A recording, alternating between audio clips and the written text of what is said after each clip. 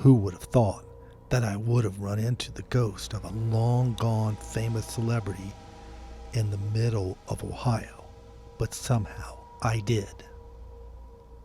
My wife and I decided to take a short vacation and ended up traveling in northeastern Ohio, which took us through rolling hills and farm fields.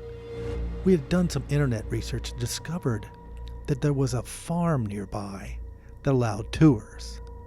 The farm was called Malabar Farms, and it had been owned by a famous author who happened to be friends with many Hollywood celebrities. We didn't know what to expect, so we just drove up and bought our tickets and took the tour.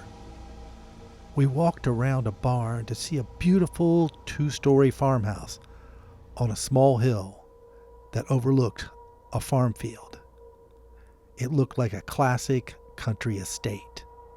The tour was fascinating, and we discovered that this out-of-the-way farmhouse was the site of the marriage of Humphrey Bogart and Lauren Bacall.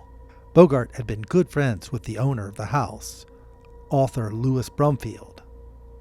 Bogart had just worked with Bacall on a movie, and they had fallen madly in love. Due to some legal reasons, which I won't go into here, they found a way to get married in Ohio, far away from Hollywood. The farmhouse was fascinating, and learning about Brumfield and his many famous friends was interesting. I'd taken many pictures on the tour with my phone, but at one point I got really distracted by checking out one of the items in a room that I'd set my phone down on a table and left it there. And I didn't realize this till right at the end of the tour. I quickly explained to the tour guide what had happened and asked if I could go back to get my phone, and they agreed. I retraced my steps through the now empty house. At one point, I smelled cigarette smoke, which was weird because there were so many signs about no smoking inside the house.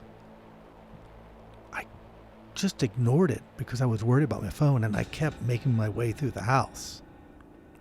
Then I heard a couple laughing, and I could tell they were truly in love, as if they just shared a personal joke.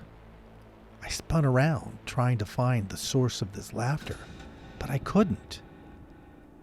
I'd moved quickly through the house, and there was just no way anybody could be hiding or have snuck into the house. At this point, I felt a cold chill go up my spine. I worked my way through several rooms to where I thought I'd laid down my phone, and then I heard coughing.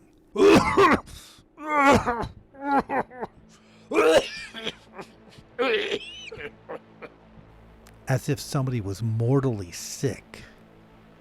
It was the sound of a man in pain from a terrible disease. But again, I couldn't find the source of the sound. At this point, I just knew I wanted to get my phone and get out of there. So I made my way to one of the bedrooms upstairs and was able to snag my phone.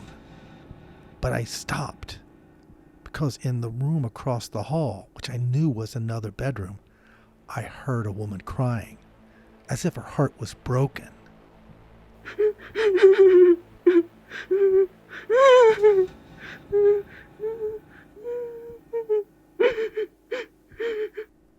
With all that I'd heard through my brief trek in the house, I knew I didn't want to check out what was causing that crying.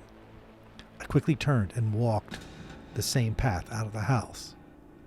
Outside, my wife said I looked as white as a sheet and asked what was up.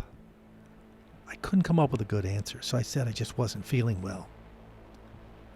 Later that night, we got settled into our motel room, and I was able to jump on the internet to do some research on Bogart and Bacall.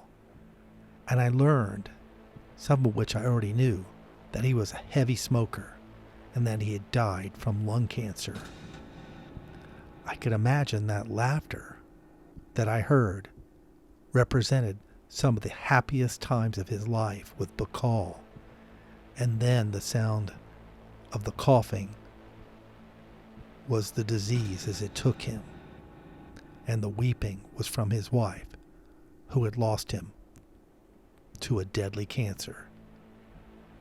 I would think about the sounds I heard, and it made me sad for Bacall because she was left a widow at an early stage in her life.